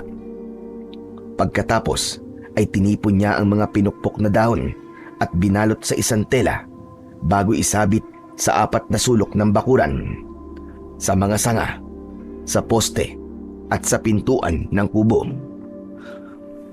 Apo Ising, ano pong silbi ng mga yan? Panangga, Apo. Hindi basta lamang gamot yan. Ito ang mga panangga na naglalayo sa kasamaan. Kapag may sububok na pumasok, matutunaw ang anino nila bago pa man makatawid. Bukas, simulan na nating hanapin ang banal na bato bago pa tayo maunahan ng mga salot na aswang. Mahirap na. Baka manakaw nila ang mapa natin. Tayong dalawa lang po ba, Apo Ising? Hindi. Sasama ako sa inyo. Hindi pwedeng maiwan ako rito. Ay nako, ikaw talaga matanda ka, matigas ang ulo mo. Bakit ka tumayo? Ang sabi ko sa'yo ay magpahinga ka na. Ayos lang ako. Dito na kayo matulog. Para bukas ay maaga tayong aalis. Paano mga kagamitan ko sa panggagamot? Hindi pwedeng iwan ko lang yon. Baka kailangan natin yon. Hindi natin alam ang lalakbayin natin. Dadaanan na lang natin yun bukas ng umaga. Asus, sabihin mo, Kap, natatakot ka lang na magpaiwan dito ng mag-isa. Kaya gusto mo kaming kasama ni Apo Ising na matulog sa kubo mo. Takot ka lang, baka biglang bumalik na naman ang mga aswang. Hindi, biro lang po, Kap Julio. Muntik na ako mamatay. Pero nagawa mo pa talaga magbirong bata ka. Mabuti na rin dumito na tayo matulog, Arthur. Para makasigurado tayo na ligtas si Julio. O sige na, magpahinga na kayo. Maaga pa tayong aalis bukas. Tumango si Arthur at inilatag ang banig sa saig. Habang humihiga siya, hindi maiwasan ni Arthur na mapaisip sa mga nangyayaring pag-atake ng aswang. Bago tuluyang pumikit, narinig pa niya ang mahinang tinig ni Apo Ising na nagdarasal, humihiling ng gabay at proteksyon laban sa mga nilalang ng kadiliman. 3:00 ng madaling araw, nang gisingin siya ni Apo Ising para simulan na hanapin ang banal na bato sa tulong ng kalahati ng mapa na hawak nila. Bahagya pang nagulat si Arthur dahil nagliliwanag ang mapa. Dadaan muna tayo sa atin bago tayo tumuloy sa paglalakbay natin. Nagdala din ako ng ilang kasangkapan na magagamit natin sa laban. Higit sa lahat, dala ko ang lubid ng kababalaghan. Ang tanging naiwan sa akin ng mga sinaunang manananggol. Mabuti naman kung ganon. O sige na, halina kayo. Sandaling dumaan sina Apo Ising sa kanilang kubo upang kunin ang lahat ng kanyang kagamitan na mga halamang gamot, langis at mga kasangkapang panlaban sa mga masasamang nilalang. Pagkatapos ay nagpatuloy sila sa paglalakad. Tangan ang kalahating mapa na magtuturo sa kanila sa lunas na bato. Isang batong hindi lamang kayang magpagaling ng karamdaman na hindi maipaliwanag ng siyensya, kundi isa ring makapangyarihang sandata laban sa mga aswang. Malayo pa po ba tayo, Apo Ising? Huwag kang magreklamo, Arthur. Hindi pa tayo nangangalahati. Ang sakit na po kasi ng paa ko eh. Sana nagpaiwan na lang pala ako sa bahay. Nagpaiwan? Kung iniwan ka namin doon, baka pagbalik namin, wala ka ng laman loob dahil sa mga aswang. Pagsapit ng 3:00, magpapahinga muna tayo at susubukan kong humuli ng ibon para may makain tayo. Ang liit ng ibon. Hindi po yun sapat sa nilakad natin. Eh di wag kang kumain. Tumigil ka na nga sa pagrereklamo mo, Arthur. Paano natin napapadali ang paghanap kung panay ang satsat mo? Pasensya na po, Kap. Nang sumapit na nga ang 3:00 ng hapon, nang huli si Apong Ising ng mga ibon para sa kanilang tanghalian. Sa kabutihang palad, nakakuha siya ng 6 na piraso, tig-2 para sa kanila ni Arthur at Kapulyo. Matapos kumain at magpahinga ng saglit, muli silang nagpatuloy sa paglalakad. Pagsapit ng gabi, hindi pa rin sila tumitigil. Tanging liwanag ng buwan at ang dalang lampara ang kanilang gabay sa daan. Ngunit sa kalagitnaan ng kanilang paglalakbay, isang hindi inaasahang pangyayari ang naganap.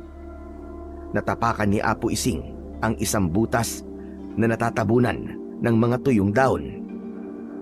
Bago pa sila makasigaw, pareho silang 3 na nahulog pababa at bumulusok sa isang madilim at malamig na kuweba. Mabuti na lamang at hindi nabasag ang lampara na dala nila. Dali-dali itong sinindihan ni Arthur. At sa kislap ng lampara, tumambad sa kanila ang isang lugar na tila matagal nang nakatago sa mundo. Nasaan tayo? Hali kayo! Parang may naririnig akong ingay. Parang ibang pakiramdam ko sa lugar na to, Ising. Kinakabahan ako ah. Huwag kayo mag-alala. Basta't sumunod lang kayo sa akin. Sinundan ni na Apo Ising at Arthur ang mahinang ingay na nagmumula sa kailaliman ng kuweba. Sa bawat takbang, palakas ng palakas ang tunog. Hindi nagtagal, sa hindi kalayuan ay namataan nila ang ilang mga tao. Ngunit may kakaibang anyo, para bang hindi pangkaraniwan. Ang kanilang balat ay maputla at may mahaba ring balahibo. Wala ring kuryente sa lugar, ngunit sa paligid ay nasisindihan ang mga itim na kandila. Nasaan kaya tayo? Anong lugar kaya ito? Hindi kaya naligaw na tayo, Ising? Maling daan ang dinaanan natin. Pamilyar sa akin ng lugar. Parang nakapunta na ako rito, pero hindi ko lang maalala. Mabuti nang maipagtanong natin ang palabas dito. Isang matandang babae ang lumabas mula sa sirasirang kubo. Nakasuot ito ng puting bestida na may bakas ng mga dugo. Ang kamay niya ay may bakas din ng dugo na agad niyang ipinahid sa duster. Teka, parang pamilyar tong matandang to sa akin ah. Sino kayo? Anong ginagawa ninyo sa baryo namin? Pasensya na, pero naligaw kami. Saan ba ang daang palabas? Dahan-dahan itong suminghot sa hangin, para bang sinusuri ang amoy ng mga bagong dating. Pagkatapos ay isang ngisi ang gumuhit sa kanyang labi. Mga dayo! Hindi napigilan ni Nanang Puling ang mapangising ekspresyon sa kanyang muka. Batid niyang naligaw sina Arthur sa baryo nila. Bakit hindi nyo muna subukan kumain sa karinderya ko bago kayo umalis? Hindi pa naman kami nagugutom. Ayos lang kami. Pero ako nagugutom na ako eh. Magtigil ka nga, Arthur. Masyado ka madaldal. Sige na, kumain na muna kayo rito. Huwag kayo mag-alala. Masarap ang aming mga putahe. Ano po ba ang binabalikan dito na putahe sa inyo? Sinabawan sa dugo na utak. Ano? Utak? Halika, pumasok kayo sa karinderya ko. Sumunod sina Arthur kay Nanang Puling papasok sa kanyang karinderya. Pagbukas pa lang ng pinto, agad silang sinalubong ng alingasaw, isang nakakasulasok na amoy ng bulok na karne. Kumakapal ang mga langaw sa bawat mesa. Gabi na, ngunit parang hindi natatapos ang pagdagsa ng mga insekto. Napasinghap si Apo Ising. Agad na tinakpan ang ilong, habang si Arthur ay bahagyang napaatras sa loob. May iilang customer na tahimik na kumakain, ngunit kakaiba ang mga mata nila na namumula at parang mga baboy kung kumain. Hindi nila alam kung anong uri ng putahe ang nasa mesa ng mga ito, pero sapat na ang hinala ni Apo Ising para makumpirma kung ano yun. Maupo kayo at ihahain ko ang lahat ng pinakamasasarap na putahe sa inyo. Hindi na. Hindi kami kakain. Busog kami. Ililibre ko na lang ito dahil dayuhan naman kayo sa lugar namin. Hindi na sabi. Bakit ba matigas ang ulo mo? Apo Ising, kalma lang po. Sila na nga po nagmamagandang loob na pakainin tayo eh. Nagkakaganyan pa po kayo. Hindi mo alam ang sinasabi mo, Arthur. Ano po bang ibig niyo sabihin? Kumuha si Apong Ising ng isang pirasong kalamansi sa dalang supot. Marahan niyang kinagat yun at piniga sa tirang karne sa mangkok. Sa una, inakala ni Arthur na karaniwang karne lamang yun. Ngunit nang tamaan ng liwanag ng lampara, namutla siya. Isang daliri ng tao ang nakahalo sa ulam. May bahid pa ng kuko at sariwang dugo. Napaatras si Arthur, halos masamid sa sariling hininga, habang sinanang puling ay napangisi lamang, tila natutuwa sa pagkagulat niya. Maligayang pagdating sa baryo ng mga aswang. Natutuwa ako na nandito kayo. Ramdam ko rin na dala nyo ang kalahati ng mahiwagang mapa. At anong inaakala mo? Ibibigay namin sa iyo to. Hindi namin ibibigay sa ito kahit anong mangyari. Arthur, maganda ka. Susugurin tayo ng mga aswang na yan. Opo! Kunin mo ang may baspas na itak na ibinigay ko sa iyo, Arthur. Ihanda mo ang sarili mo. Ikaw naman, Julio, ang lubid ng kababalagan. Ingatan niyo ang sarili niyo. Ibigay mo sa akin ang mahiwagang mapa at hahayaan ko kayong makaalis sa lugar namin. Bumukas ang pinto ng karinderya at pumasok mula roon si Chichay na nagpagulo lalo sa isip ni Arthur. Ngunit agad na naging malinaw sa kanya ang lahat. Chichay? Teka, huwag mong sabihin sa akin, Chichay, na aswang ka rin. Patawarin mo ako, Arthur. Kung ngayon mo lang nalaman. Pero maniwala ka, hindi ako masama. Tatalikuran ka rin ng lalaking yan, Chichay. Kaya wag mo na akong kalabanin pa kung ayaw mo masaktan. Tanggapin man ako ni Arthur o hindi. Ayoko na sa lugar na to. Kung pwede ko lang nabaguhin ang pagkatao ko, ay ginawa ko na. Tama na, Satsat. Halika, babae, at magtuos tayo. Arthur, Julio, kayo na ang bahala sa iba pang mga aswang. Alam niyo na ang gagawin. At ikaw, babaeng aswang, na nobya ng apo ko. Huwag talagang nais mong magbago. Tulungan mo kaming pabagsakin ang mga demonyong ito. Akala nyo ba ay kakayanin nyo kong apat? Hindi! Lamok lang kayo sa akin! Nagsimulang magbago nga ang anyo ni Nanang Puling. Mula sa matanda, parang nabiyak ang balat nito at isang naging nakakatakot na halimaw. Sumugod ito kay Apo Ising na agad namang naiwasan ng matanda. Matanda ka na nga! Hindi ka na mabilis gumalaw! Tignan natin kung sino ang matanda kapag dinukot ko na ang puso mo! Kung kaya mo, alam ko naman na mahina ka na! Sinong mahina at sinasabi mo? Nagawang masugatan ni Nanang Puling ang braso ni Apo Ising. Ngunit sa tulong ng halamang gamot at dasal ay agad niya itong napagaling. Si Arthur naman at si Kap Julio abala rin sa paglaban sa iba pang mga aswang. Tulong-tulong sila kasama si Chichay na ngayon ay nag-anyong aswang na rin. Hindi lubos maisip ni Arthur na ang aswang na dating tumulong sa kanya ay walang iba kundi ang nobya niyang si Chichay.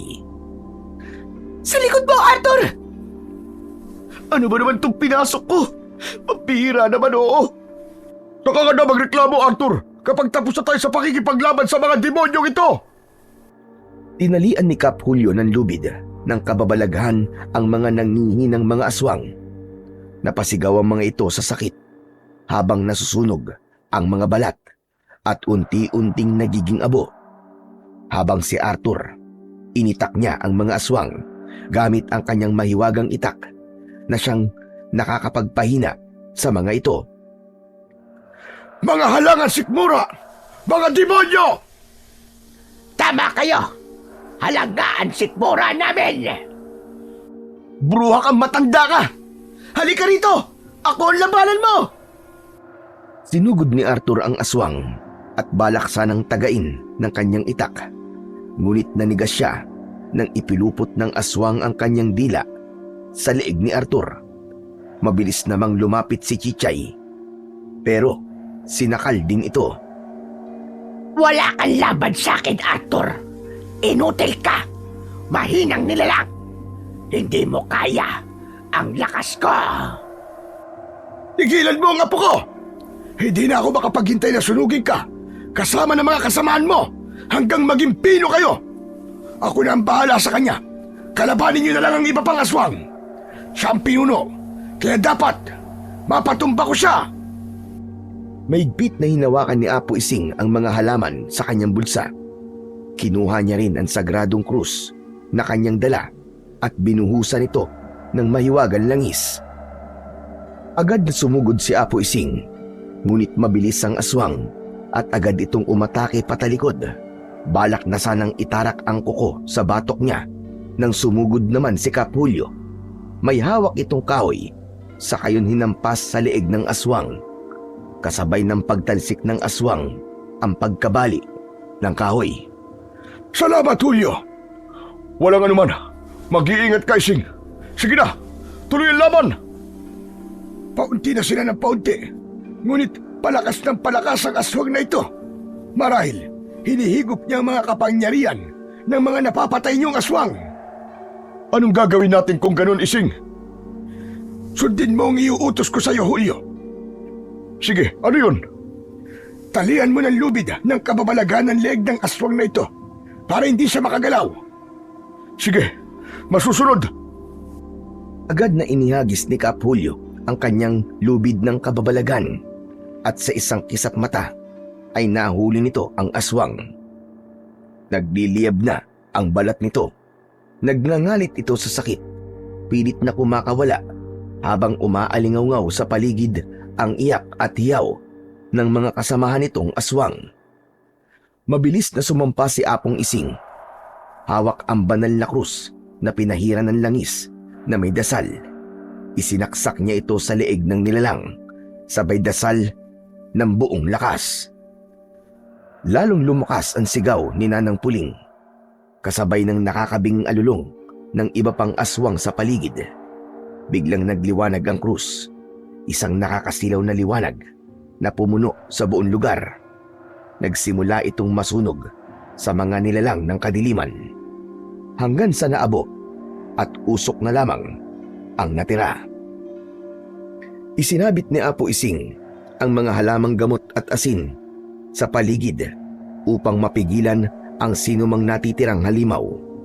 Umalingasaw ang amoy ng sinunog na laman. Samantala, niyakap ni Arthur ang naghihinaing na si Chichay. Pinoprotektahan siya laban sa alab at abo. Sa huling pagsiklab ng liwanag, tuluyang bumagsak ang katahimikan. Naiwan silang apat sa gitna ng abo. Si Chichay, walang malay at hubad, agad namang binalot ni Arthur ng kanyang damit. Yan pala ang sinasabi mong nobya mo. Opo, Lolo. Teka, bakit hindi ka mukhang masaya na natalo na natin ang mga aswang? Alam kong ikinalulungkot mo, Apo. Dahil nalaman mong isang aswang si Chichay. Tama ba ako? Lo, ano pong gagawin ko? Marahang tinapik ni Kap Julio ang kanyang balikat at tipid ng umiti. Kami ni Apo Ising ay nandito lang para gabayan ka. Pero hindi kami tututol kung puso mo na ang nagsasabi na talagang mahal mo si Chichay. At pinatunayan ni Chichay na mahal ka niya Ipinaglaban ka niya laban sa mga kalahi niya, Arthur. Aswang lamang si Chichay, pero busilak ang puso niya. Nararamdaman ko yon. Hindi ko na po kayang itanggi pa, Apo Ising, Kapulyo. Kahit sino pa po siya. Kahit anong nilalang pa siya. Kahit anong kadiliman pa ang bumabalot sa kanya. Mahal ko siya. Maging sino pa siya. Kung ganon, sundin mo ang puso mo. Minsan, mas malinis pa ang puso ng nilalang na itinuturing na limaw kaysa sa taong malinis nga ang katawan. Ngunit, marumi naman ang budi. Dahan-dahang iminulat ni Chichay ang kanyang mga mata at nanghihinang ngumiti. Salamat. Salamat, Arthur. Sa pagtanggap mo sa akin. Kahit ano ka pa, Chichay. Mahal na mahal kita. Sige na, buhati mo na si Chichay, Arthur. Aalis na tayo sa lugar na ito. Ngunit bago yon, ay susunugin ko muna ito nang masiguradong wala nang matira ni isa. Sa susunod na lang din na araw tayo ulit magsisimula sa paghahanap sa banal na bato. Ang banal na bato po ba ang hinahanap po ninyo? Ibinigay ni Chichay kay Apo Ising ang bato. Kinuha niya yon sa isinabit niya kay Arthur. Ang totoo, matagal na po itong nahanap ng mga aswang na kauri ko. Ngunit, ninakaw ko po ito para hindi nila magamit sa kasamaan. Niyakap ni Apo Ising si Chichay at marahang ngumiti. Muli kong napatunayan na tunay ngang busilak ang iyong puso, Chichay. Maraming salamat sa iyo sa pag-anib mo sa kabutihan. Halina kayo, bumaba na tayo. Ipagdiwang natin ang nalalapit niyong kasal. Ha? Totoo po ba, Apo Ising? O ayan, matutuloy na ang naudlot niyong paglalampungan. Si Kapulyo talaga, oo. Habang lumalakad sila palayo sa nasusunog na yungib, unti-unting sumikat ang araw. Tila saksi ang langit sa bagong pag-asa. Sa isip ni Arthur, alam niyang darating ang panahon na maikikwento niya ito sa kanilang mga magiging anak. Ang kwento ng isang pag-ibig na lumampas sa lahi at pinangibabawan ng pagmamahal. Babaunin niya hanggang sa dulo ang pag-ibig na nabuo nila ni Chichay, kahit ano paman ang pagkakaiba nila. Liwanag at dilim na pinagbuklod ng pagmamahal.